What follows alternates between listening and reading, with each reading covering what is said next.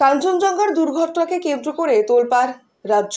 উস্কে দিল বিগত দিনের করমণ্ডল এক্সপ্রেসে দুই বন্ধুর এখনও নিখোঁজ থাকার ঘটনা। দেখতে দেখতে কয়েকদিন কেটে গেল কাঞ্চনজঙ্ঘা এক্সপ্রেস দুর্ঘটনা।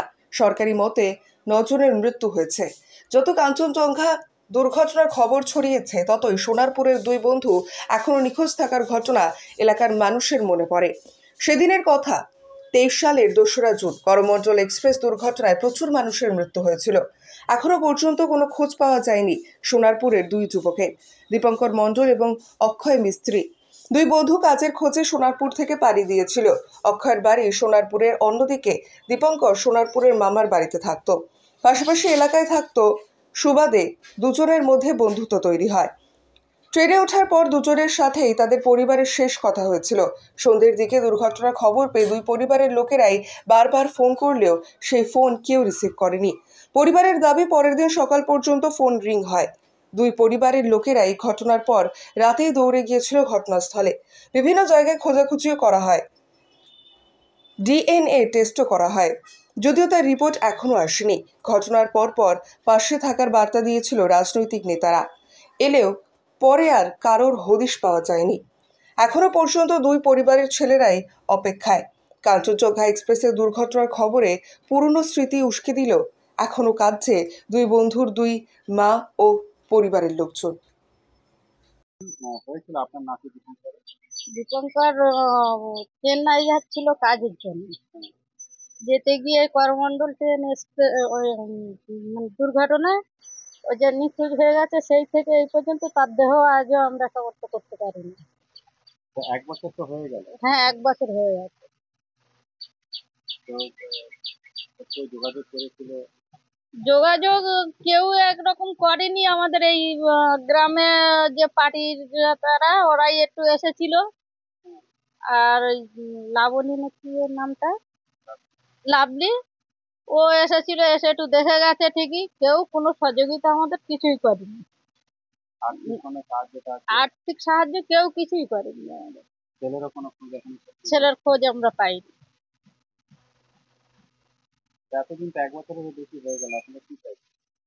কিছু যদি আমাদের সহযোগিতা করতো সরকার, তাহলে তাকে তো আর পেলাম না, আর পাবো কিনা তাও জানি না। কিছু যদি পাওয়া যেত সেই তো রোজগার করতো। বাবা মা তো ওর ওপরে কত একটা ভরসা ছিল। যদি কিছু পাওয়া যেত সহযোগিতা, একটু আমাদের ভালো হতো। আবার তো একটা ট্রেন দুর্ঘটনা হয়েছে, কি করবেন? কি আর বলবো। আপনার নাম? সুলোচনা খাড়া, দীপঙ্করের দিদা। কি অবস্থা? তোমরা তো অনেকবার নিজেরাও ঘুরতে গিয়েছিলে, এখন কি অবস্থা? এখন অবস্থা বলতে সত্যি আমরা তো যখন দুর্ঘটনা ঘটেছিল আমরা অনেকবার গিয়েছি ওখানে, প্রায় 5 থেকে 6 বার গেছি। গিয়ে আমরা ওখানে কোনো রকম কোনো সাহায্য পাইনি। প্লাস আমরা চেষ্টা করেছি অনেক খোঁজার ভাইকে, কিন্তু খুঁজে পাইনি। ডিএনএ টেস্টের স্যাম্পেল দিয়ে আসা হয়েছে, রিপোর্টও পাইনি। ইভেন সরকার থেকে যে কোনো আর্থিক অবস্থা মানে যে বলেছিল যে সাহায্য করবে, যেহেতু আমরা অনেক সাধারণ ঘর থেকে বিলং করি, তো আমাদের অত সামর্থ্য নেই যে ওখান থেকে গিয়ে আবার বারবার গিয়ে খোঁজা ভাইকে। তো আর কি বলবো? এখন কি করবে? এখন কি চাইছি, এখন আর প্রায় 1 বছর তো হয়েই গেল, আর কোনো খোঁজ তো পেলামই না। আমরা চেয়েছিলাম যে কিছু আর্থিক সাহায্য যদি সরকারের থেকে পেতাম, তাহলে হয়তো আমরা আবার গিয়ে খোঁজার চেষ্টা করতাম ভাইকে। আপনার দাদার নাম? আমার দাদার নাম রাজা মিস্ত্রি। যে মারা গেছে ওটা আমার ভাই। নাম কি? ওর নাম অক্ষয় মিস্ত্রি। তোমার নাম? সুমন মিস্ত্রি। আপনার ছেলের কি নাম? অক্ষয় মিস্ত্রি। ও কি ওই করমণ্ডলে গেছে? এটা করমণ্ডল তো। কি এই পাশে আয় না, আমার পাশে তো বল না। হ্যাঁ হ্যাঁ, করমণ্ডলেই ছিল। এখন কি অবস্থা? এখন তো কোনো খবর পাচ্ছি না। বাবা বল বাবা। কোনো ছেলের কোনো খবর এখন? না, কোনো খবরও পাচ্ছি না। কোনো খোঁজ, আমাদের অনেকবার খুঁজে এসেছি, কোনো খবরও পাচ্ছি না। ডিএনএ টেস্ট করতে দিয়ে আসলো, তাও কোনো খবর পাইনি, কিছুই পাচ্ছি না। কোনো রিপোর্টও দেয়নি, কোনো আর্থিক সাহায্য কোনো কিছু পাইনি। কাউকে কেউ কিছু আমাদের দেয়নি। আমরা অনেক টাকা পয়সা দেনা পাওনা করে নিয়ে অনেক সন্তান অনেক খোঁজা খুঁজেছি, প্রচুর খুঁজেছি। 6-7 বার, 8 বার, 10 বার গেছি, আমাদের সবার 7 বার গেছে, আমাদের কাছে কিছু খেতে পাইনি। এখনো পর্যন্ত আমরা প্রচুর খবর নিচ্ছি, তাও পাচ্ছি না।